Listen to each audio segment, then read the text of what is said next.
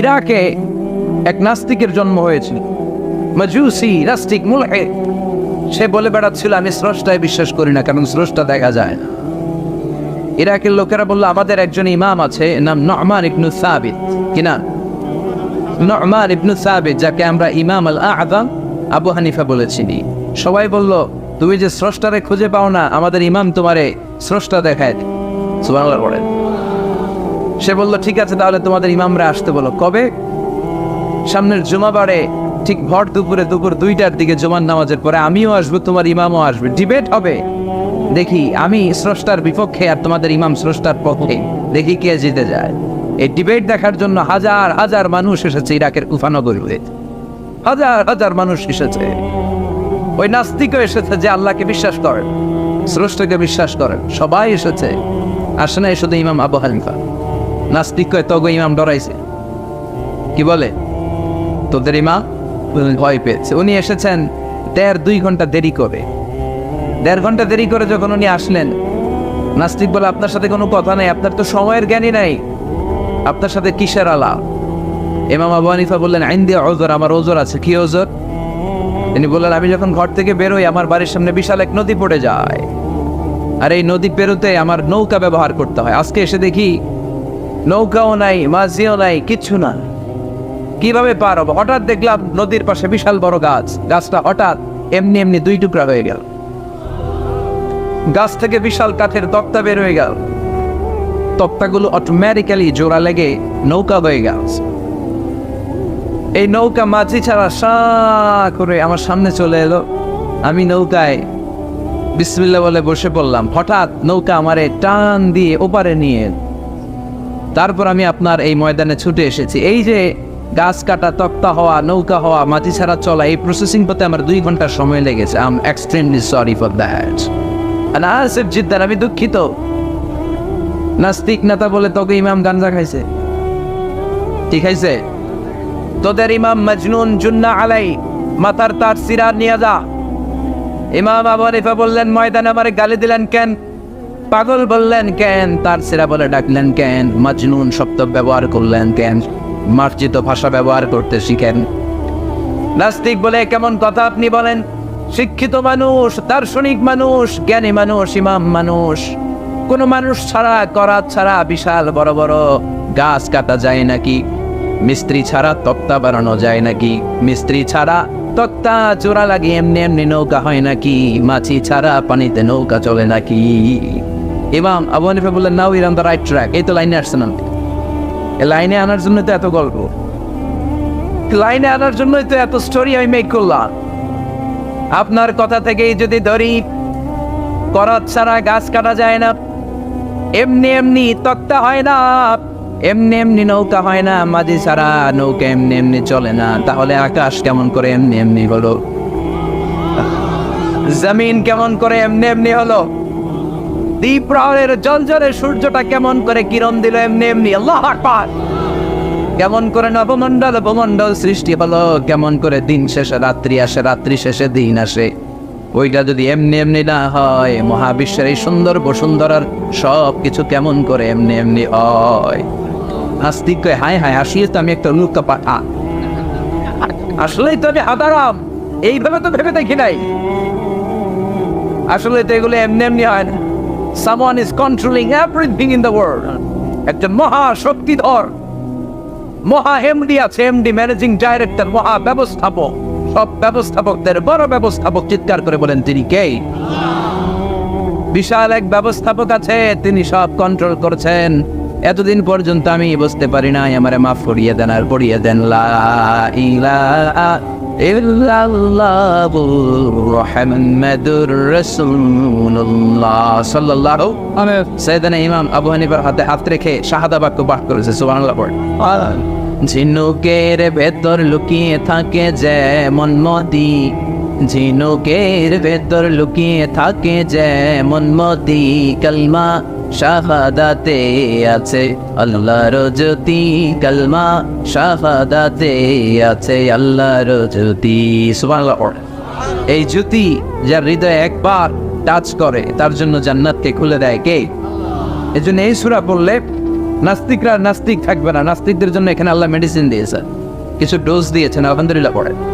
এই সূরা থেকে আমরা কিছু সময় কথা শুনতে রাজি আছেন তো? সূরার নাম চিল্লায় বলেন কি না? মুল্ক। মুল্ক মানে কি? মুল্ক মানে রাজত্ব, মুল্ক মানে ক্ষমতা, মুল্ক মানে পাওয়ার, মুল্ক মানে কিংডম, মুল্ক মানে সভরেনিটি। সুবহানাল্লাহ পড়ে। রব্বুল আলামিন বলেন তাবারাকাল্লাযী বিয়াদিহিল মুলকু ওয়া হুয়া আলা কুল্লি শাইইন কাদির। সুবহান সেই সত্তা যার হাতে ক্ষমতা আর তিনি সব বিষয়ে ক্ষমতাশীল। সুবহান। তাবারাকাল্লাযী বিয়াদিহিল মুলক, মহামহিম সে সত্তা, সুবহান সে সত্তা, বিয়াদিহিল মুলকু যার হাতে ক্ষমতা। ক্ষমতা কার হাতে? আল্লাহ। চিৎকার করে বলতে হবে কার হাতে? আল্লাহ। নাকি আমাদের হাতে? না সরকারের হাতে, পুলিশের হাতে, র্যাবের হাতে, মাশরাফির হাতে, হিরো আলমের হাতে? ক্ষমতা কার হাতে? ক্ষমতা শুধুমাত্র একজনের হাতে। চিল্লায় বলেন তিনি কে? আল্লাহ। আল্লাহর হাতে ক্ষমতা, আর তিনি হচ্ছেন সকল ক্ষমতার উৎস, সেন্টার অফ অল পাওয়ার্স। সব ক্ষমতার উৎস কে? নাকি জনগণ? আমরা কিন্তু এটাই শিখি, দেশে আমাদেরকে রাষ্ট্রীয়ভাবে শিখানো হয় এটা রাষ্ট্রীয় কুপুরি। সকল ক্ষমতার উৎস জনগণ নয়, সকল ক্ষমতার উৎস কে? উনি ক্ষমতার উৎস, তিনি ক্ষমতাশীল, মহা ক্ষমতাধর, তার ক্ষমতার সাথে কারো তুলনা হয় না। আমাদের কি ক্ষমতা আছে? কথা বলে। বল্লা পোকা কেমন খাইছেন? হ্যাঁ, মৌমাছি কামড়াইছে, মৌমাছি কামড়াইলে চিল্লাচিল্লি শুরু করে, তো কি ক্ষমতা আছে আপনার? বল্লা কামড় মেয়েরা দেয় ধরে, ওটা ধরে তো মারবো, এটাও পারি। কুত্তায় কামড়াইলে আমরা কুত্তারে কামড়াইতেও পারি না। কথা বলেন। আমরা নাকি ক্ষমতার মালিক। পিছন থেকে কেউ যদি বলে হুজুর শাহ, মজা করে বলছি এতই ভয় পেয়েছি, আসলে যদি করে আসতো শব্দ, স্লোগান দেওয়ার বেলায় লিল্লাহে তাকবীর, আল্লাহু আকবার, আমার ভাই তোমার ভাই, কাপায় ফেলামো নামায় ফেলাও। কথা বলেন। আর যদি পেছন থেকে কেউ আওয়াজ করে বলে শাহ, দৌড়। আপনারা কি দৌড় দিবেন? আমরা দিতে দৌড় দিন। কথা কর। চাচা আপনরা জীবন বাঁচানোর জন্য ভয়ে পাগল। সাপ লাগবে না, বাবা ভেঙছিলেন মাইথার দিয়ে নাই বোধ হয়। আছে আছে। কি করে? খালি লাফায়। 10টা বাবা ব্যাং যদি ছেড়ে দেওয়া হয় স্টেজে 2টা, আর বাকি 8টা এদিকে, বাবা ব্যাং আর কি লাভ দিন?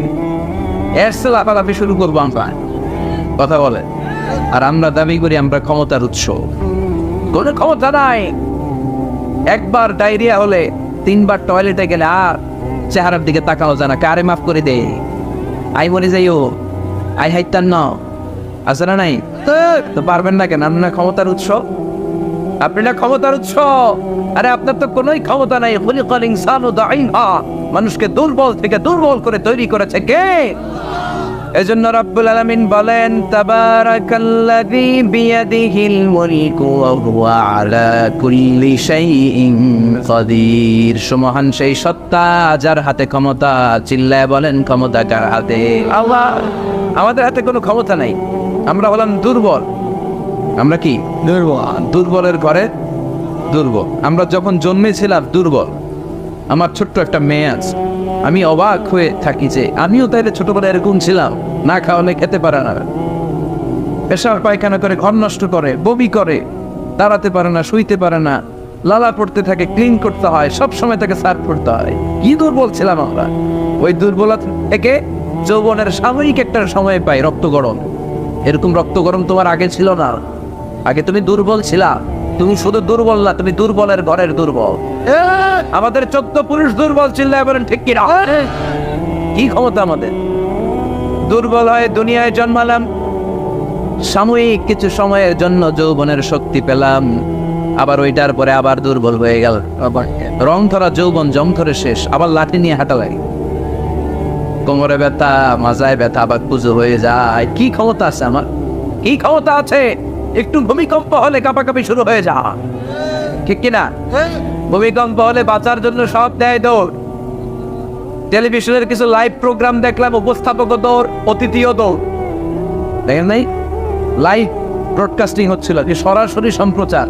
যখন দেখা যাচ্ছে চেয়ার কাঁপতেছে, উপস্থাপক দৌড়, আর মেহমানরা বসে আছে মাইক নিয়ে, কিছুক্ষণ পরে আরো কাঁপাকাঁপি বেড়ে গেল, মেহমানও দৌড়। কথা কর,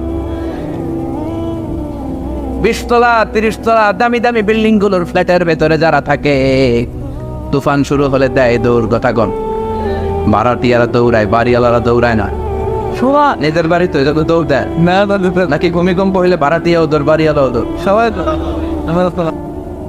পুলিশের প্রধানও দৌড় দেয়, বাস্তবে তো র্যাবের প্রধানও দৌড় দেয়, প্রেসিডেন্টও দৌড় দেয়, শুধু প্রধানমন্ত্রী দৌড় দেয় না। দেয়, আমি কই নাই, কিন্তু আপনারা কইছেন। দোষ আপনাদের, আমার কোনো দোষ নাই। আমি প্রধানমন্ত্রীর কিছু বলি নাই। চাচা আপন প্রাণ বাঁচা, রাতে ভূমিকম্প হলে দৌড় দিতে হয়, চিল্লায় বলেন ঠিক কিনা? 2004 সালে বরিশালে প্রথমে গেলাম বাসে, ফিরে আসতেছি লঞ্চে, নদীর মাঝখানে তুফান, জাহাজ ডুবে যাবে। ওই দিন চিনলাম আল্লাহ কারে কয়, আল্লাহ কেসকো কাতে হে। ওই দিন লঞ্চের শুধু মুসলমানেরাই আল্লাহরে ডাকে নাই, হিন্দুরাও জিকির করছে কার? ওই দিন সবার মুখে একটা জিকির ছিল, লা ইলাহা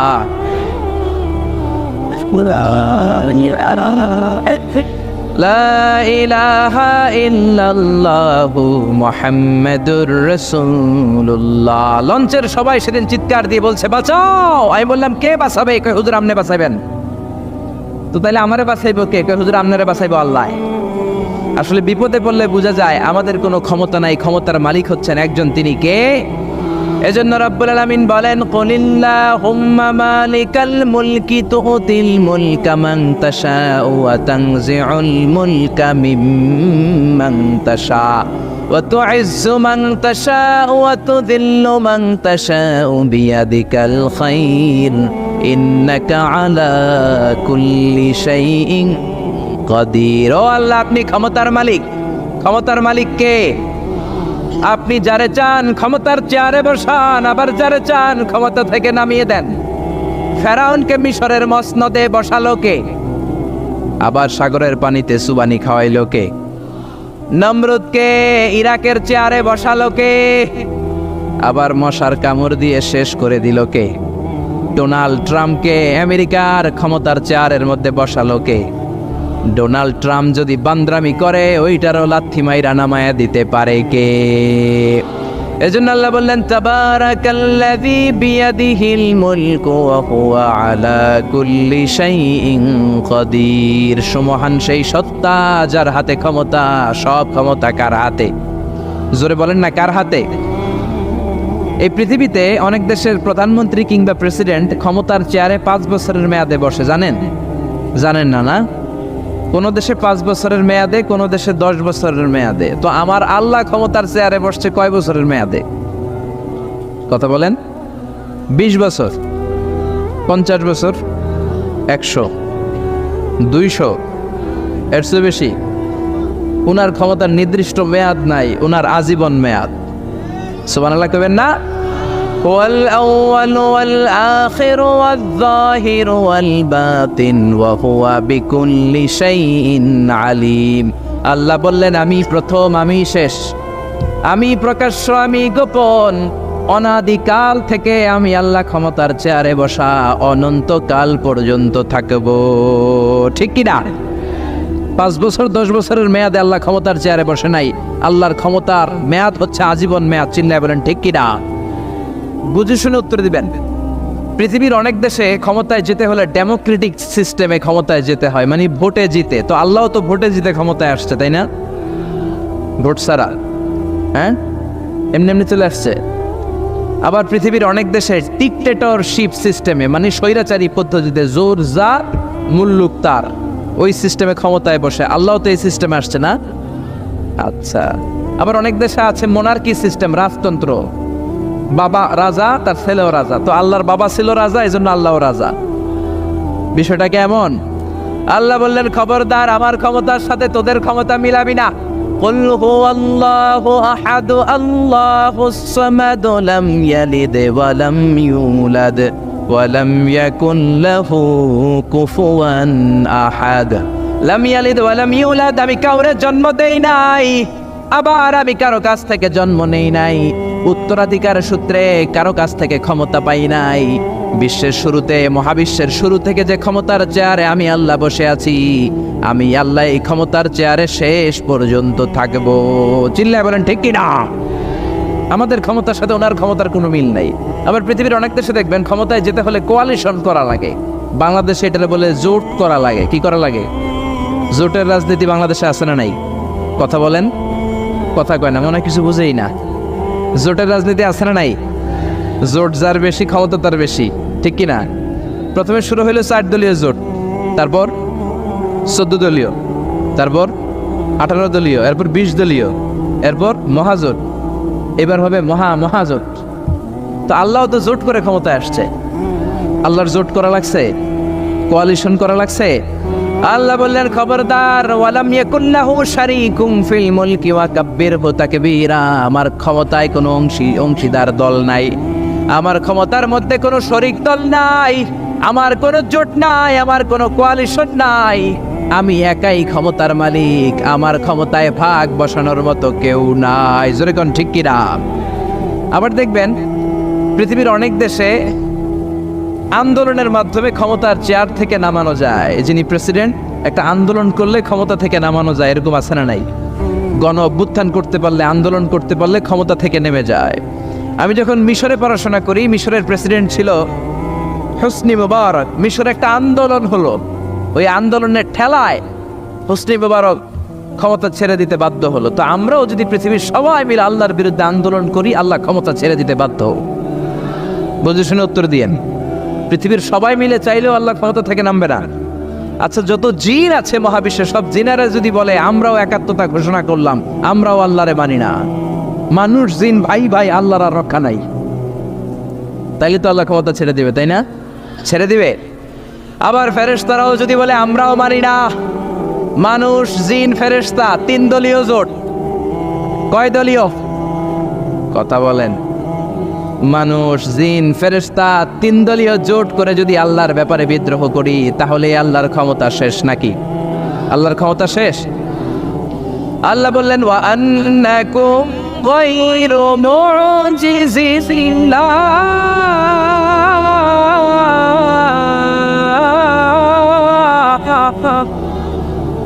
খবরদার, গোটা বিশ্বের সবাই মিলে যদি আমি আল্লাহরে পরাস্ত করতে চাও, গোটা বিশ্বের সবাই মিলে যদি আমি আল্লাহর ব্যাপারে বিদ্রোহ করো, আমি আল্লাহর বিরুদ্ধে যদি আন্দোলন সবাই মিলে তোমরা করো, আমার ক্ষমতার 1 আনাও তোরা কমাতে পারবি না।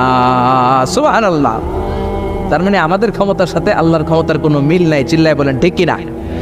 আবার বুঝে শুনে উত্তর দেন। অনেক দেশে দেখবেন রাজার বয়স এত হয়েছে, বয়সের ভারে নুজ্জ হয়ে 70-80-তে পৌঁছে গেছে, কয় আই আর হাইতান্ন, আমি অবসরে যাব, সেলফ রিটায়ারমেন্ট, স্বেচ্ছায় অবসরে যাব। এরকম হয় না? অনেক রাজা, সুলতান, প্রেসিডেন্ট স্বেচ্ছায় অবসরে চলে যায়। তো আল্লাহরও তো অনেক বয়স হয়েছে, এখন আল্লাহর অবসরে যাওয়ার সময় এসেছে। বয়স হয় নাই, এত বছর উনি ক্ষমতা চালায়, এখনো বয়স হয় নাই। উনি ক্লান্ত হয় না? উনার ঘুমে ধরে না? আল্লাহ বললেন খবরদার, লা তাখুযুহু সিনাতু ওয়ালা নাওম। আমার ঘুম নাই, আমার কোনো নিদ্রা নাই, আমার কোনো তন্দ্রা নাই, আমার কোনো ঝিমুনি নাই। ওয়ালা ইয়াউদুহু হিফযুহুমা ওয়া হুয়াল আলিয়ুল আযীম। এই পুরো মহাবিশ্বটা পরিচালনা করতে যে আমি আল্লাহ ক্লান্ত হই না, আমি আল্লাহর তন্দ্রা আসে না, আমি আল্লাহর ঝিমুনি আসে না, আমি আল্লাহর ঘুম আসে না। আমি আল্লাহ একাই মহাবিশ্বের সব ক্ষমতার মালিক, ঠিক কি না? এজন্য আল্লাহ বললেন তাবারাকাল্লাযী বিয়াদিহিল মুলকু ওয়া হুয়া আলা কুল্লি শাইইন কাদির। মহান সেই সত্তা যার হাতে ক্ষমতা। ক্ষমতা কার হাতে? সবাই বলেন না, ক্ষমতা কার হাতে? নাকি আপনাদের হাতে? আর কোনোদিন বলবেন জনগণ সকল ক্ষমতার উৎস? আর কোনোদিন বলবেন সকল ক্ষমতার উৎস হচ্ছে একজন, তিনি কে? আওয়াজ করে বলতে হবে, তিনি কে? আমরা বললাম আল্লাহ, বুঝলাম আপনি ক্ষমতার মালিক, আর কিসের মালিক বলেন? আল্লাহ বললেন আল্লাযী খালাকাল মাউতা ওয়াল হায়াতা লিয়াবলুয়াকুম আইয়ুকুম আহসানু আমালা ওয়া হুয়াল আজিজুল গফুর। আমি শুধু ক্ষমতারই মালিক নই, আমি এমন আল্লাহ, যে আল্লাহ জীবন তৈরি করলাম, যে আল্লাহ মরণ তৈরি করলাম। আমি জীবনেরও মালিক, মরণেরও মালিক। আমাদেরকে জীবন দিয়েছে কে? মরণ দিয়েছে কে? আমাদের প্রাণ ভিক্ষা দিতে পারে কে? নাকি আপনাদের রাষ্ট্রপতি? আপনাকে রাষ্ট্রপতি তো নাকি প্রাণ ভিক্ষা দেয়, দেয় না? আরে রাষ্ট্রপতিরও তো প্রাণ ভিক্ষা দিবে আল্লাহ। চিল্লায় বলেন ঠিক কিনা? আল্লাহ বললেন, আমি এমন আল্লাহ, আল্লাযী খালাকাল মাউতা ওয়াল হায়াতা লিয়াবলুয়াকুম আইয়ুকুম আহসানু আমালা। তোমরা কে কেমন আমল করো এটা দেখার জন্য আমি জীবন বানালাম, মরণ বানালাম, আর জীবন মরণের মাঝখানে তৈরি করলাম রূহ। রূহ তৈরি করলাম। কি তৈরি করলাম?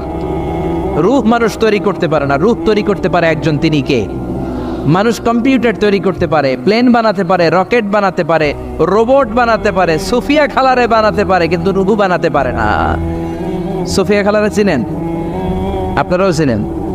আচ্ছা, মেয়েদের মতো লিপস্টিক দেয়া হয়েছে ওর ঠোঁটে, মেয়ের আকৃতি দেয়া হয়েছে, অবয়ব দেয়া হয়েছে। সুফিয়া রোবটটাকে দেখে আমার প্রতিবন্ধী মনে হলো। এমনে তাকায়, এমনে করে, এমনে করে, এমনে করে, আর ভেতরে সফটওয়্যারে সব সেট করে দেয়া, যেটা রিমোট কন্ট্রোলে চাপে ওই অনুযায়ী বলে। চিল্লায় বলেন ঠিক কিনা? যারা এই সুফিয়াকে বানিয়েছে, কিয়ামতের দিন আল্লাহ বলবে, এই সুফিয়ার ভেতরে রুহু দে, এই সুফিয়ার ভেতরে রুহু দে। যারা এই সুফিয়া নিয়ে পৃষ্ঠপোষকতা করেছে, বিদেশ থেকে দেশে এনেছে, সবাইকেই আল্লাহর সেদিন বিচারের ট্রাইব্যুনালের, সুপ্রিম কোর্টের কারাগারে কাঠগড়ায় আসামি হয়ে দাঁড়াতে হবে। চিল্লায় বলেন ঠিক কিনা? এজন্য আল্লাহ ডেকে বললেন, গোলাম, আমি জীবন বানালাম, মরণ বানালাম, জীবন মরণের মাঝখানে বানালাম রুহু। এই রুহু থাকলে তুমি জিন্দা, রুহুটা না থাকলে তুমি হয়ে যাও মুর্দা। এই যে মিজানুর রহমান আজারি কথা বলতেছে, হাসে, হাত নাড়ে, কথা বলে, কারণ রুহু আছে। এই রুহুটা বের হয়ে গেলে লাশ হয়ে পড়ে যেতে হবে। চিল্লায় বলেন ঠিক কিনা? মক্কার কাফিরেরা বলল, আব্দুল্লাহর বেটা মুহাম্মদ, রুহু কাকে বলে আমাদের বলো। রুহু দেখতে কেমন? কেমন করে দেহের মধ্যে রুহু ঢুকে, কেমন করে রুহুটা দেহ থেকে উড়াল দেয়। এই রুহুর ব্যাপারে তথ্য দিতে পারলে কালিমা পড়ে সবাই মুসলমান হয়ে যাব। আপনারা রুহু দেখছেন কেউ? আপনার দাদা যে মারা গেল, বাবা যে মারা গেল, রুহুটা যে উড়াল দিল, দেখছেন? কালার কেমন? সাইজ কতটুকু? ওজন কতটুকু? দেখতে কেমন? আমরা কেউ রুহু দেখেছি? চিল্লায় বলেন দেখেছি? বিশ্বনবীরে বলা হলো, আব্দুল্লাহর বেটা মুহাম্মদ, রুহু কারে বলে? যদি বলতে পারো কালিমা পড়বো। বিশ্বনবী বলতে পারে না, কারণ বিশ্বনবী মন গড়া কোনো কথা বলেন না। আকাশ থেকে গ্রিন সিগন্যাল আসলে তবেই বলেন, ঠিক কিনা?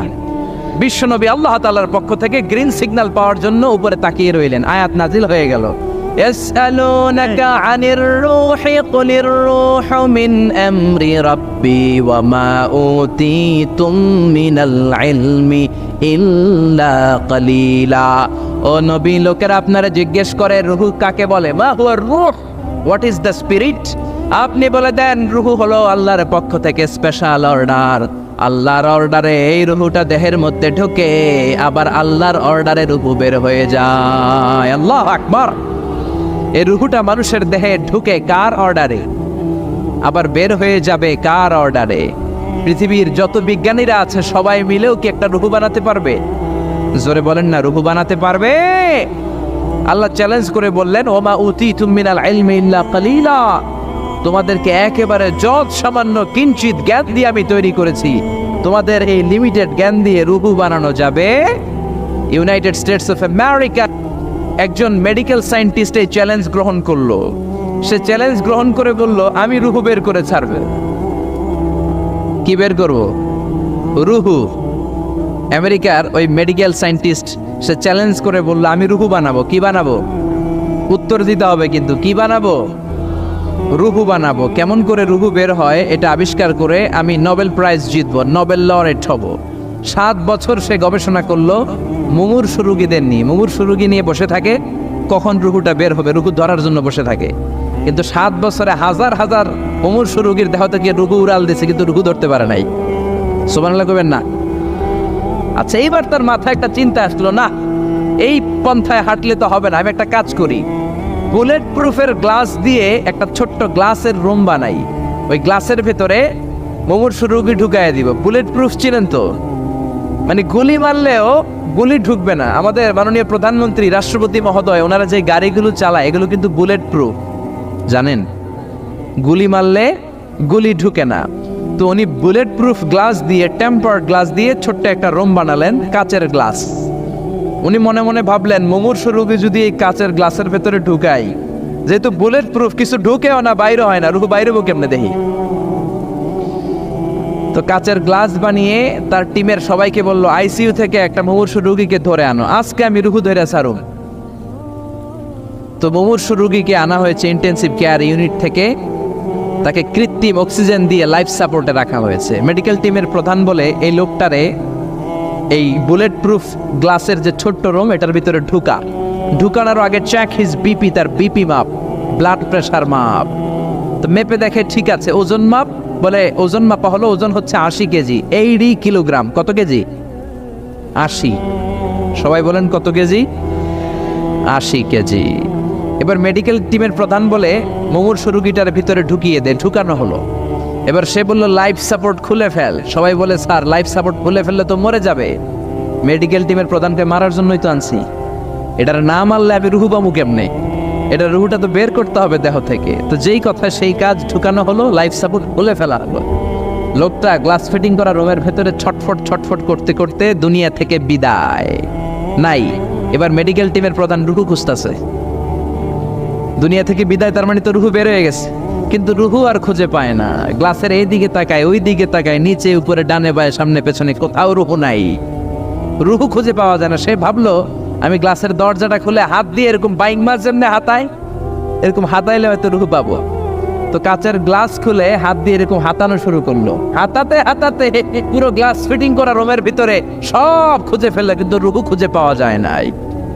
লোকটাকে বের করা হলো। উনি বললেন, চেক হিজ বিপি, বিপি মাপতো। সবাই বলে, স্যার এটা তো ময়রা ভূত হয়ে গেছে, এখন তো বিপি নাই। বিপি বুঝেন তো, ব্লাড প্রেশার। এই যে ধাক্কাটা, অলিন্দ নিলয়, সিস্টোলিক ডায়াস্টোলিক, জন্মের পর থেকেই আমাদের এই যে দম নেয়া আর দম ছেড়ে দেওয়ার খেলাটা আছে না নাই? কথা বলেন। এই যে ফুসফুস দম নেয়, দম ছেড়ে দেয়। শীতের রাতে আপনি কম্বল গায়ে দিয়ে ঘুমায় যান, আপনার দমও কি ঘুমায় যায়? আপনার দম ঘুমাইলে তো আপনি ঠুস। আয় রে মানুষ রঙিন ফানুষ, দম ফুরাইলে তবু তো ভাই কারোরই নাই একটুখানি। আয় রে মানুষ রঙিন ফানুষ, রঙিন ফানুষ, আয় রে মানুষ। পড়েন আল্লাহু আকবার। এবার মেডিকেল টিমের প্রধান বলে, চেক হিজ বিপি, বিপি মাপ। সবাই বলে, বিপি নাই, কিন্তু ওজন আছে না নাই? মরার পরেও তো একটা লাশের ওজন থাকে কি থাকে না?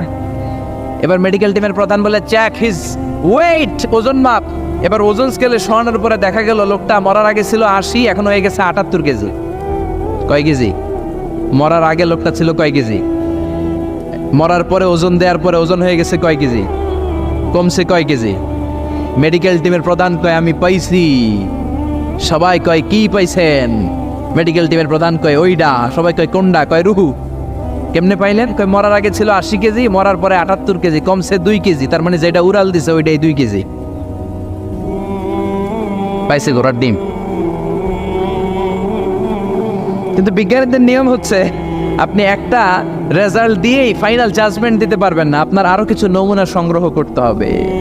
সে বলল, আরেকটা রোগীকে আইসিইউ থেকে নিয়ে আয়, ওজন মাপ, বিপি মাপ। বিপি ওকে, ওজন কত? 70 কেজি। দ্বিতীয় যে লোকটাকে আনা হলো তার ওজন 70 কেজি। চিল্লায় বলেন, কয় কেজি? 70। এবার গ্লাসের ভিতরে ঢুকানোর পরে অক্সিজেনের মাস্কটা খুলে ফেলা হলো। এই লোকটা অক্সিজেনের অভাবে ছটফট করতে মরে গেল। মরার পরে আবার রুহু খুঁজে, কিন্তু গ্লাসের ভিতরে রুহু নাই। এই লোকটাকেও বের করে মেডিকেল টিমের প্রধান বলে, চেক হিজ বিপি, বিপি মাপ। সবাই বলে, বিপি নাই, কিন্তু ওজন আছে না নাই? এই লোকটার ওজন মরার আগে কত কেজি? 70। এবার ওজন দিয়ে দেখে এই মৃত লোকটার ওজন হয়ে গেছে 71 কেজি। কয় কেজি? আগেরটা তো কম ছিল, মিলানো গেছে। এবার যাবি কই? হ্যাঁ, আগেরটা 2 কেজি কমেছে। মনে মনে চিন্তা ছিল, রুহু যেটা ছিল উড়াল দিয়েছে, রুহু নাই, 2 কেজি কমেছে। এবার ছিল 70 কেজি, মরার পরে আরো বেড়ে গেছে 1 কেজি। এবার যাবে কই? আল্লাহ বলে, কিয়ামত পর্যন্ত বিপি মাপতে পারবা, কিয়ামত পর্যন্ত বুলেট প্রুফের গ্লাসের ভিতরে লাশ ঢুকাতে পারবা, বের করতে পারবা, কিন্তু রুহু খুঁজে বের করতে পারবা না। ঠিক কি না? ইয়াসআলুনাকা আনির রূহি কুলির রূহু মিন আমরি রাব্বি ওয়া মা উতীতুম মিনাল ইলমি ইল্লা কালিলা। নবী লোকেরা আপনার রূহের ব্যাপারে জিজ্ঞেস করে, আপনি সোজা সাপটা লোকদেরকে বলে দেন রূহ হলো আমার আল্লাহর আদেশ মাত্র। আল্লাহর আদেশে দেহে ঢুকে আল্লাহর আদেশে বের হয়। পৃথিবীর কোনো মানুষ রূহ খুঁজে বের করতে পারবে না, সে বের করতে পারে নাই। কারণ মানুষ মরে গেলে এক একজনের দেহের অবস্থা এক এক রকম। কারো হাতটা টাইট হয়ে যায়, খিচুনি দিয়ে দেহের সবকিছু জমাট বেঁধে যায়, ওজন কিছু বেড়ে যায়। আবার কারো দেহটা ফেসফেসে হয়ে যায়, দেহের পেটের ভেতরে যত গ্যাস ছিল এগুলো বের হয়ে দেহটা পাতলা হয়ে যায়। পাতলা হোক আর ভারী হোক, ওইটা মেজারমেন্ট করে রূহ খুঁজে বের করা যায় না। চিল্লায় বলেন ঠিক কিনা? আমরা বললাম আল্লাহ, বুঝলাম আপনি ক্ষমতার মালিক, আপনি রুহুর মালিক, আর কিসের মালিক বলেন? আল্লাহ বললেন আল্লাযী খালাকা সাবআ সামাওয়াতিন তিবাকা মা তারা ফি খালকির রহমানি মিন তাফাউত। ও গোলাম, আকাশের দিকে তাকা, মাথার উপরে তাকা। 7টা স্তরে আকাশটারে 7টা স্তরে বিন্যস্ত করে সাজিয়ে দিয়েছে কে? আবার আল্লাহ বললেন ওয়ালাকাদ যায়্যানাস সামাআদ দুনিয়া বিমাসাবিহা ওয়া জাআলনাহা রুজুমান লিশ-শায়াতিন। আমি এই পৃথিবীর কাছের আকাশটাকে, প্রথম আকাশটাকে চমৎকার চমৎকার তারা দিয়ে সুশোভিত করে দিয়েছি। সুবহানাল্লাহ। এই যে খালি চোখে উপরের দিকে যে আপনারা তাকান, তাকালে যেটা দেখা যায় এটা কি আকাশ? কথা বলেন না, এটা আকাশ না, এটা মহাশূন্য। এটা কি? জোরে বলেন, এটা কি? স্পেস, ফাদা। এটা মহাশূন্য। আপনি উপরের দিকে তাকালে যেটা দেখেন এটা প্রথম আকাশের মহাশূন্য। কথা খেয়াল করে বুঝতে হবে। তার অনেক অনেক উপরে প্রথম আকাশ, তারপরে দ্বিতীয় আকাশের মহাশূন্য, তারপরে দ্বিতীয় আকাশ, তারপরে তৃতীয় আকাশের মহাশূন্য, তারপরে তৃতীয় আকাশ, তারপরে চতুর্থ আকাশের মহাশূন্য, তারপরে চতুর্থ আকাশ। এভাবে একটার চেয়ে আরেকটা বড়। কত বড়? বিষ্ণু বললেন তোমার হাতের আংটিটা খুলে যদি সাহারা মরুভূমির উপরে ছুঁড়ে ফেলে দাও, সাহারা মরুভূমির তুলনায় তোমার হাতের আংটি যত ছোট, আল্লাহর দ্বিতীয় আসমানের তুলনায় আল্লাহর প্রথম আসমানটা ঠিক তত ছোট। সুবহানাল্লাহ। বাড়িতে যে বললেন একটার চেয়ে আরেকটা বড়। প্রথম আসমানের চেয়ে দ্বিতীয় আসমান বড়, দ্বিতীয় আসমানের চেয়ে তৃতীয় আসমান বড়, ওইটার চেয়ে চতুর্থ, পঞ্চম, ষষ্ঠ, সপ্তম ওইটা বড়। তার উপরে বর্ডার এলাকা সিদরাতুল মুনতাহা বড়, তার চেয়ে বড় হচ্ছে লৌহে মাহফুজ, তার চেয়ে বড় আল্লাহর আরশ, তার চেয়ে বড় আল্লাহর কুরসি, তার উপরে আল্লাহর 70,000 নূরের পর্দার প্রথম পর্দাটা মহাবিশ্বের সবকিছুর চাইতে বড়। আল্লাহর এই সৃষ্টির তুলনায় কত ক্ষুদ্র আমি, কত তুচ্ছ আমি, কত নগণ্য আমি। এই যে আড়াইবাড়ি দরবার, এটার কোন থানায় পড়েছে? কসবা। কসবা হচ্ছে ব্রাহ্মণবাড়িয়ার একটা থানা, তাই না? ব্রাহ্মণবাড়িয়া হচ্ছে বাংলাদেশের 64টা জেলার একটা জেলা। এরকম 64টা জেলা মিলে সুজলা সুফলা শস্য শ্যামলা ডিজিটাল বাংলাদেশ, ঠিক কিনা? আর এই ডিজিটাল বাংলাদেশ এই পৃথিবীর সবচেয়ে বড় দেশ নাকি? হ্যাঁ, তাহলে ছোট্ট সাইজের একটা দেশ। এই যে পাশের ভারত, এই ভারতও বাংলাদেশের চেয়ে 20-25 গুণ বড়। কানাডা প্রায় 100 গুণ বড়, রাশিয়া প্রায় 150 গুণ বড়। এরকম 200টা দেশ নিয়ে পৃথিবীর 30 ভাগ স্থল, বাকি 70 ভাগ শুধু হানি আর হানি। বুঝতে পারছেন? 30 ভাগ হচ্ছে স্থল, বাকি 70 ভাগ জল। এই পুরোটা মিলে আমাদের পৃথিবী। এই পৃথিবী হচ্ছে সৌরজগতের খুব ছোট্ট সাইজের একটা গ্রহ। সৌরজগৎ নিয়ে যাদের কিছু পড়াশোনা আছে তারা জানবেন, এই সৌরজগতের একটা ছোট্ট বালিকণার চেয়েও ছোট সাইজের একটা গ্রহ হচ্ছে পৃথিবী। এই সৌরজগতের যে গ্রহগুলো আছে, এমনও গ্রহ আছে যেগুলো পৃথিবীর চাইতে সাইজে অনেক বড়। বৃহস্পতি নামে একটা গ্রহ আছে, বিশাল বড় সাইজের গ্রহ। যেই সূর্যের আলো পেয়ে আমরা বেঁচে আছি, এই সূর্যটা পৃথিবী থেকে 13 লক্ষ গুণ বড়। সুবহানাল্লাহ। বাড়িতে যে দেখছেন, বাড়িতে যে বলতে বললে এদিকে বলে ফেলায়, আসতে বলতে বললে চিল্লায় বলে। ডিজিটাল সিস্টেম, সরকার ডিজিটাল, দেশ ডিজিটাল, বক্তা ডিজিটাল, শ্রোতাও ডিজিটাল। আশা করি মাইকটাও ডিজিটাল না? আলহামদুলিল্লাহ, ডিজিটাল হতে হবে। তো এই সূর্যটা পৃথিবী থেকে 13 লক্ষ গুণ বড়। কত লক্ষ? Can you imagine, can you guess? এটা কি আপনি কল্পনা করতে পারেন? 13 লক্ষ পৃথিবী সূর্যের মধ্যে রাখার জায়গা করে দিয়েছে কে? সূর্য কি পৃথিবী থেকে মাত্র 13 গুণ বড়? 1300 গুণ, 13,000 গুণ, 13 লক্ষ গুণ। তার মানে কি সূর্যই মহাবিশ্বের সবচেয়ে বড় গ্রহ, বড় তারা? না, ব্যাটেলজিউস নামে একটা তারা আছে যে সূর্য পৃথিবী থেকে 13 লক্ষ গুণ বড়। ওই ব্যাটেলজিউস তারা আবার ওই সূর্যের চেয়ে 33 কোটি গুণ বড়। তার মানে ব্যাটেলজিউস তারাই মহাবিশ্বের সবচেয়ে বড় তারা? না, ব্যাটেলজিউসের চেয়েও যে কত বড় তারা আছে তার কোনো ইয়ত্তা নাই। এরকম lakh lakh, million, billion, trillion, zillion, billion, octillion, কত অক্ট্রিলিয়ন তারা যে আমাদের গ্যালাক্সি মিল্কি ওয়েতে আছে, ইউনাইটেড স্টেটস অফ আমেরিকার নাসার বিজ্ঞানীরা আজও হদিস করতে পারে নাই। চিল্লায় কোন আল্লাহু আকবার। সূর্যের পরে পৃথিবীর সবচেয়ে কাছের তারার নাম হচ্ছে প্রক্সিমা সেন্ট্রাই, তারপরে আলফা সেন্ট্রাই এ, আলফা সেন্ট্রাই বি, ইটা ক্যারিনা, ব্যাটেলজিউস একটার চেয়ে আরেকটা বড়। আসেন এই শীতের রাতে আমরা সূর্যের পরে পৃথিবীর সবচেয়ে কাছের যেই তারা প্রক্সিমা সেন্ট্রাই, এই শীতকালের একটা পিকনিক করে আসি ওখান থেকে। প্রক্সিমা সেন্ট্রাইতে আমরা পিকনিক করতে যাবেন? ওখানে যদি আমরা শীতকালীন পিকনিক করতে যাই তাহলে আমাদের কত সময় লাগবে? ছোট্ট একটা আইডিয়া দেই তো। আমরা যে পিকনিকে যাব, যারা যারা হাত তোলেন, কিভাবে যাইবেন? গাড়িতে? কেন? প্লেনে? রকেটে? হ্যাঁ, রকেটে যাইতে হবে, প্লেনে যাওয়া যাবে না। কারণ বর্তমান বিশ্বে সবচেয়ে দ্রুতগামী যে প্যাসেঞ্জার প্লেন আবিষ্কার হয়েছে এটার নাম হচ্ছে বোম সুপারসনিক। কি নাম? Bomb supersonic. Bomb bomb Afridi না, আবার বোম সুপারসনিক। এটা ঘন্টায় চলে 1300 কিলোমিটার বেগে। এটা দিয়েও যাওয়া যাবে না, কারণ কোনো প্যাসেঞ্জার বিমান দিয়ে এই যে মাধ্যাকর্ষণ শক্তি এটাকে ডিঙানো যায় না। আমাদেরকে যেতে হবে রকেট দিয়ে। কোন রকেট দিয়ে যাব? যে রকেট দিয়ে নীল আর্মস্ট্রং, এডউইন অলড্রিন আর মাইকেল কলিন্স 1969-এ চাঁদে নেমেছিল। ওই রকেটটার নাম হচ্ছে অ্যাপোলো 11। যারা যারা হাত তুলছেন একটু নামটা মুখস্থ রাখেন, অ্যাপোলো 11। তা নাহলে আপনি ঘুরে আসলে লোকেরা জিজ্ঞেস করতে পারে কোন রকেটে গেছিলেন, তখন বলতে হবে না অ্যাপোলো 11-এ গেছিলাম। তো ঠিক আছে, যারা যারা হাত তুললেন তারা আর আমি এখন পৃথিবী থেকে সবচেয়ে কাছের যে তারাটা প্রক্সিমা সেন্ট্রাই তার নাম, ওইখানে পিকনিকে যাব।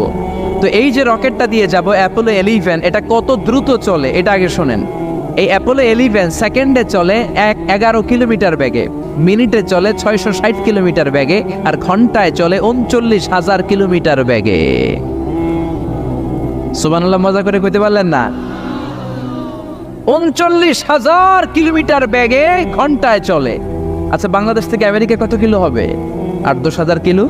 তার মানে এই রকেটটা দিয়ে বাংলাদেশ থেকে আমেরিকায় 1 ঘন্টায় 4 বার আসা যাওয়া করা যাবে। সুবহানাল্লাহ পড়েন। তো যারা যারা হাত তুলেছেন, আসেন আমরা এই রকেট দিয়ে পৃথিবীর সবচাইতে কাছের তারা প্রক্সিমা সেন্ট্রাইতে শীতকালের পিকনিকে যাব। কিন্তু যাবেন যে কত সময় লাগবে এটাও তো জানার দরকার আছে না নাই? যেই রকেটটা অ্যাপোলো 11 ঘন্টায় চলে কত হাজার কিলোমিটার বেগে? 39,000 কিলোমিটার বেগে। 39,000 কিলোমিটার বেগে ছুটে এরকম একটা রকেট দিয়ে যদি পৃথিবীর সবচেয়ে কাছের তারায় আমরা পৌঁছতে চাই, আমাদের 1,15,000 বছর লেগে যাবে। কেন ইমাজিন? আপনি কল্পনা করতে পারেন যে রকেটটা ঘন্টায় ছুটবে আপনাকে নিয়ে 39,000 কিলোমিটার বেগে, ওই রকেটটা দিয়ে পৃথিবীর সবচেয়ে কাছের যে তারাটা ওইটাতে পৌঁছতে আমাদের 1,15,000 বছর লেগে যাবে। তার মানে আল্লাহ যদি বলে যা আজারি কি আর করবি, তোর যখন এত শখ হয়েছে, যারা যারা হাত তুলছে তোরে আর ওদেরকে আমি 1,15,000 বছর হায়াত দিয়ে দিলাম। তা আমরা যদি যাইতে শুরু করি, বাকি যারা হাত তোলা নাই এরা মরে ভূত হয়ে যাবে। শুধু এরা না, এদের নাতিপুতিও মরে শেষ, আমাদের নাতিপুতিও শেষ। সবাই মরতে মরতে মরতে মরতে 6,000 প্রজন্ম, 6,000 জেনারেশন যখন মরে ভূত হয়ে যাবে, তখন আমাদের ওই তারার মধ্যে নামার সময় হবে। সুবহানাল্লাহ কইবেন না? গ্রিক সভ্যতার সময়কালে গ্রিকদের একটা সভ্যতা আছে, নাম শুনছেন না?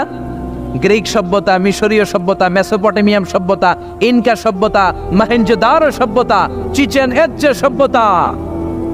তো এই যে গ্রিক সভ্যতার সময়কালে কেউ যদি এই প্রক্সিমা সেন্ট্রাইতে এই রকেটটা দিয়ে যাওয়া শুরু করতো, তাহলে 2018 সালে তাদের পুরো সফরের মাত্র 4% কমপ্লিট হতো। 96% ট্যুর তখনও বাকি থেকে যেত। চিল্লায় পড়েন আল্লাহু আকবার। ওই আল্লাহ ডেকে বললেন, গোলাম وَلَقَدْ زَيَّنَّا السَّمَاءَ الدُّنْيَا بِمَصَابِيحَ وَجَعَلْنَاهَا رُجُومًا لِلشَّيَاطِينِ। এরকম বিশাল বিশাল তারকারাজি দিয়ে, তারা দিয়ে প্রথম আকাশটাকে আমি আল্লাহ সুশোভিত করে দিয়েছি। পড়েন সুবহানাল্লাহ। তো এরকম তারা কি মহাশূন্যে শুধু একটা আছে? কত হাজার আছে কেউ জানে না। চিল্লায় বলেন ঠিক কিনা? সূরাতুল মুলক অনেক লম্বা, তো আমি হাইলাইটেড জায়গাগুলো নিয়ে আপনাদের সাথে কথা বলি। এরপরে রব্বুল আলামিন প্রথম রুকুর শেষের দিকে বললেন, ওয়া আসিররু কাওলাকুম আও ইজহারু বিহি ইন্নাহু আলিমুম বিযাতিস সুদূর। ও গোলাম, তোমরা আস্তে কোনো কথা বলো, প্রকাশ্যে বলো কিংবা গোপনে বলো, কেউ শোনে না, শোনে কে? চিল্লায় বলেন, কেউ যেটা দেখে না দেখে কে? কেউ যেটা শোনে না শোনে কে? দুনিয়ার সবার চোখ আপনি ফাঁকি দিতে পারবেন, আমার আল্লাহর চোখ ফাঁকি দেয়া যাবে নাকি? আচ্ছা বলেন তো, পুলিশের চোখ ফাঁকি দেয়া যায় কি যায় না? র্যাবের চোখ, বিমানবন্দরে কাস্টমস অফিসারের চোখ, দুর্নীতি দমন কমিশনের অফিসারের চোখ, পরীক্ষার হলে ম্যাজিস্ট্রেটের চোখ, কিন্তু আমার আল্লাহর চোখ ফাঁকি দেয়া যায়? আপনি রাত্রিবেলা দরজা বন্ধ করে জানলা আটকে দিয়ে বাতি বন্ধ করে পাপ করেছেন, অন্যায় করেছেন, কেউ দেখে নাই, দেখেছে কে? এরপরে আল্লাহ বললেন, আওয়ালাম ইয়ারাউ ইলা তাইরি ফাওকাহুম সাফাতিন ওয়া ইয়াকবিদনা মা ইউমসিকুহুন্না ইল্লার রাহমান ইন্নাহু বিকুল্লি শাইইন বাসীর। আল্লাহ ডেকে বললেন, গোলাম ওরা কি পাখির দিকে তাকায় না? আওয়ালাম ইয়ারাউ ইলা তাইর, ওরা কি পাখির দিকে নজর করে না? ফাওকাহুম সাফাতিন ওয়া ইয়াকবিদ, যেই পাখিগুলো ওদের মাথার উপর দিয়ে উড়ে বেড়ায়, যেই পাখিগুলো ওদের মাথার উপরে ডানাগুলো মেলে দেয়, আবার ডানাগুলো ছাপটে জমিনের মধ্যে নেমে আসে, ওরা কি পাখির দিকে তাকায় না? কেউ যদি পাখি নিয়ে গবেষণা করে সে নাস্তিক হতে পারে। আপনি যদি পাখি নিয়ে রিসার্চ করেন আপনি নাস্তিক হতে পারবেন না। এজন্য আল্লাহ তাআলা পবিত্র আল কোরআন আল কারীমের অনেক জায়গায় পাখির কথা বললেন, পাখি দিয়ে আল্লাহ দৃষ্টান্ত দিলেন। সুলাইমান আলাইহিস সালামকে আল্লাহ তাআলা একটা স্পেশাল পাখি দিলেন, ওটার নাম হচ্ছে হুদহুদ। 1000 মিটার উপর থেকেও তার এই পাখির চোখে মেগাপিক্সেল এত বেশি ছিল, জমিনের দিকে নজর করেই জমিনের কত ফুট নিচে মিষ্টি পানি আছে এই পানির সন্ধান সে সুলাইমান নবীকে দিয়ে দিত। সুবহানাল্লাহ পড়েন। কত কিসিমের, কত ধরনের, কত রং বেরঙের পাখি যে আল্লাহ পৃথিবীতে বানিয়েছেন তার কোনো ইয়ত্তা নেই। হামিং বার্ড নামে একটা পাখি আছে, নর্থ আমেরিকাতে পাওয়া যায়, পৃথিবীর সবচেয়ে ছোট্ট সাইজের পাখি। এটা যখন প্রাপ্ত বয়সে পৌঁছে এই পাখিটার সাইজ হয় মাত্র 3 ইঞ্চি। কয় ইঞ্চি? পৃথিবীর সব পাখি সামনের দিকে উড়ে, আর এই হামিং বার্ড সামনেও যেমনি উড়ে পিছনের দিকে উঠতে পারে। সুবহানাল্লাহ কইলেন না? এই পাখিটা প্রতি সেকেন্ডে তার পাখা ঝাপটায় 80 বার। কয়বার? আমি আপনি আমাদের হাতগুলো 1 সেকেন্ডে ঝাপটাতে পারবো কয়বার? 4 বার, সবচেয়ে বেশি হলে 5 বার। আর এই পাখিটা প্রতি সেকেন্ডে তার ডানা ঝাপটায় 80 বার। চিল্লায় এখন সুবহানাল্লাহ। আলপিন সুইফট নামে একটা পাখি আছে, সাউথ ইউরোপের আল্পস পর্বতমালার পাশে এই পাখিগুলো পাওয়া যায়। গোটা বিশ্বে এটাকে সুইফট বার্ড বলে, সুইফট বার্ড। এই সুইফট বার্ড একবার শূন্যে উড়াল দেওয়া শুরু করলে 8 মাস উড়ন্ত অবস্থায় থাকতে পারে। আবার কোনো প্রয়োজনে পৃথিবীতে নেমে আসে, আবার উড়াল দিলে আবার 8 মাস, আবার নেমে আসে, আবার উড়াল দিলে আবার 8 মাস। সুবহানাল্লাহ পড়েন। হোমা বার্ড নামে একটা পাখি আছে, যে পাখিটা উড়ন্ত অবস্থায় ডিম পেড়ে দেয়, আর ওই ডিম জমিনে পড়ার আগেই উড়ন্ত অবস্থায় শূন্যে থাকতে ওই ডিম ফুটে বাচ্চা বেরোয়, ওই বাচ্চাও আবার শূন্যে উঠতে শুরু করে দেয়। এজন্য রব্বুল আলামিন বলেন, আওয়ালাম ইয়ারাউ ইলা তাইরি ফাওকাহুম সাফাতিন ওয়া ইয়াকবিদ মা ইউমসিকুহুন্না ইল্লার রাহমান ইন্নাহু বিকুল্লি শাইইন বাসীর। নাস্তিকগুলো কি পাখির দিকে নজর করে তাকায় না? কেমন করে তাদের উপর দিয়ে পাখাগুলো মেলে দিয়ে তারা উড়ে বেড়ায়। সাফাতিন ওয়া ইয়াকবিদনা, পাখাগুলো ডানাগুলো মেলে দেয়, আবার ডানা ঝাপটায়। এই পাখিগুলোকে শূন্যে কেউ ধরে রাখে নাই, ধরে রেখেছে একজন, তিনি হলেন আমার আল্লাহ। তিনি কে? এই যে পাখিগুলো শূন্যে উড়ন্ত অবস্থায় থাকতে পারে, ওদেরকে শূন্যে উড়ন্ত অবস্থায় রাখলো কে? জোরে বলেন কে? ছোট্ট হাঁসের বাচ্চা পৃথিবীতে আসার সাথে সাথে কেমন করে পানিতে সাঁতার কাটে? কে এই হাঁসের বাচ্চারা শিখালো যে তোর টানা ঝাপটাতে হবে, পা নাড়াতে হবে? শিখালো কে? গাভীর পেট থেকে বাছুর বের হয়েই গাভীর ওলানের মধ্যে ঢু মারে। কে ওরে শিখালো ওই জায়গায় ঢু দে, ওইখানে ঢু মারলেই তোর রিজিক বেরোবে? কে শিখালো? সুবহানাল্লাহ কইতে মন চায় না? এজন্য আল্লাহ বললেন ওরা কি পাখির দিকে তাকায় না? পাখির দিকে তাকালে তো পৃথিবীর কোনো মানুষ নাস্তিক থাকতে পারে না। পাখিকে আরবিতে কি বলে বলেন তো দেখি? হ্যাঁ, কি? তয়ের। হ্যাঁ, তয়ের। আর বিমানকে আরবিতে কি বলে কে জানে? তয়ের, তয়রান, তয়ের একই জিনিস। বিমান আরবিও যা, পাখি আরবিও তা। Birds and aeroplane maintain the same flying mechanism while flying.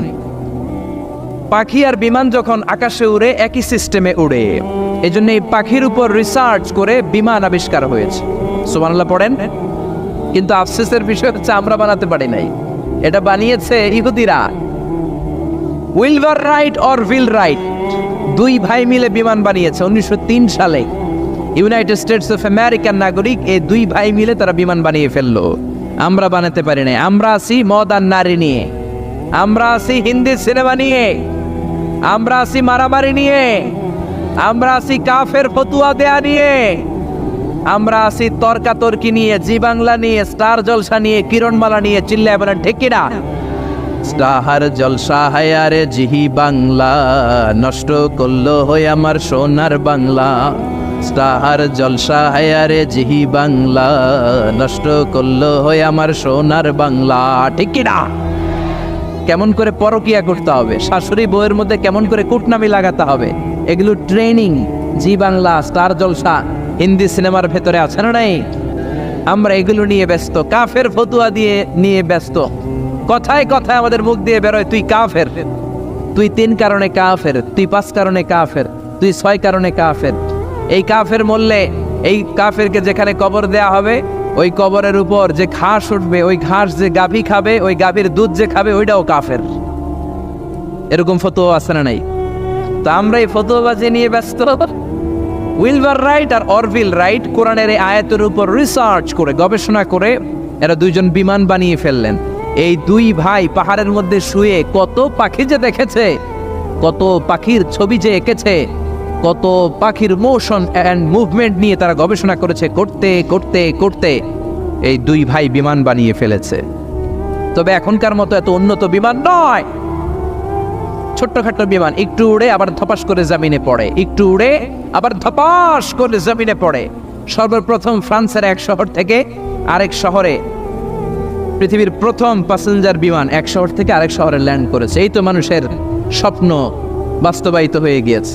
এতদিন মানুষ শুধু দেখতো হায় রে পাখি উড়ে, আমরা উঠতে পারি না। এখন পাখির চেয়েও আরো দ্রুত বেগে আমরা উড়ি। ঠিক কিনা? এই যে আপনারা হজে যান, কিভাবে যান? প্লেনে যান। প্লেনে যান তো বুঝলাম, উড়ে উড়ে যান না? পাখি আর কত দ্রুত উড়ে, পাখির চেয়েও দ্রুত বেগে আমরা উঠতে পারি। চিল্লায় বলেন ঠিক কিনা? এই বিমান আবিষ্কার হওয়ার আগ পর্যন্ত পৃথিবীর সব দেশের ছিল শুধু সেনাবাহিনী আর নৌবাহিনী। বিমান আবিষ্কারের পর শুরু হয়ে গেল বিমান বাহিনী। এখন সব স্বাধীন দেশের বিমান বাহিনী আছে না নাই? Air force, military. এখন মানুষ ড্রোন হামলা করে, মিসাইল হামলা করে, ব্যালিস্টিক ক্ষেপণাস্ত্র দিয়ে হামলা করে। United states of America little boy and fat man নামে 2টা পারমাণবিক বোমা দিয়ে জাপানের হিরোশিমা নাগাসাকিকে ধ্বংস করে মেসাকার করে দিয়েছে। এমনভাবে ধ্বংস করেছে, তারপরে কয়েক প্রজন্ম যারাই জন্ম নিত জাপানের হিরোশিমা নাগাসাকিতে বিকলাঙ্গ হয়ে জন্মাতো। হয় হাত নাই, নয় পা নাই, নয় চোখ নাই, নয় ঠ্যাং নাই। চিল্লায় বলেন ঠিক কিনা? এজন্য আল্লাহ বললেন গোলাম আওয়ালাম ইয়ারাউ ইলাত তাইরি ফাওকাহুম সাফাতিন ওয়া ইয়াকবিদ মা ইউমসিকুহুন্না ইল্লার রাহমান ইন্নাহু বিকুল্লি শাইইন বাসীর। এই পৃথিবীর স্বঘোষিত নাস্তিকগুলা কি পাখির দিকে নজর করে তাকায় না? পাখি নিয়ে কোনো নাস্তিক যদি গবেষণা করে, ওই নাস্তিক আর নাস্তিক থাকতে পারে না। ওরে নাস্তিক থেকে আস্তিক বানায়া দিবে কে? এরপর আল্লাহ বললেন আম্মান হাযাল্লাযী ইয়ারযুকুকুম ইন আমসাকা রিজকাহু বাল্লাজ্জু ফী উতুইন ওয়া নুফুর। আল্লাহ বললেন ও গোলাম, আমি আল্লাহ রিজিক দেই, আমি আল্লাহ যদি তোদের রিজিক বন্ধ করে দেই, কে আছে তোদের রিজিক দিতে পারে? রিজিক দেওয়ার মালিক কে? পৃথিবীতে যত খাবার আছে সব খাবারগুলো যদি নষ্ট হয়ে যায়, আমাদেরকে খাবার দিবে কে? ঘুম থেকে উঠে দেখলেন কোথাও কোনো খাবার নাই, বাজারে ফলমূল নাই, বিস্কুট নাই, আলু নাই, সিঙ্গারা নাই, কিচ্ছু নাই, ক্ষেতের মধ্যে কোনো ফসল নাই, গাছের মধ্যে ফুল ফল কিচ্ছু নাই। এরকম যখন অবস্থা হয়ে যাবে, আল্লাহ যদি রিজিকগুলো দেয়া বন্ধ করে দেয়, আপনাদেরকে রিজিক দিবে কে? খাদ্য দিবে কে? নাকি আপনাদের খাদ্যমন্ত্রী? আপনাদের খাদ্যমন্ত্রীও রিজিক দিতে পারবে না, প্রধানমন্ত্রী? জোরে বলেন। এজন্য আল্লাহ বললেন, ওমা মিন দাব্বাতিন ফিল আরদি ইল্লা আলাল্লাহি রিজকুহা। এই জমিনের মধ্যে যত ধরনের প্রাণী আছে, মাছ আছে, পশু আছে, সব প্রাণীগুলাকে, মানুষগুলাকে রিজিক দেয় কে?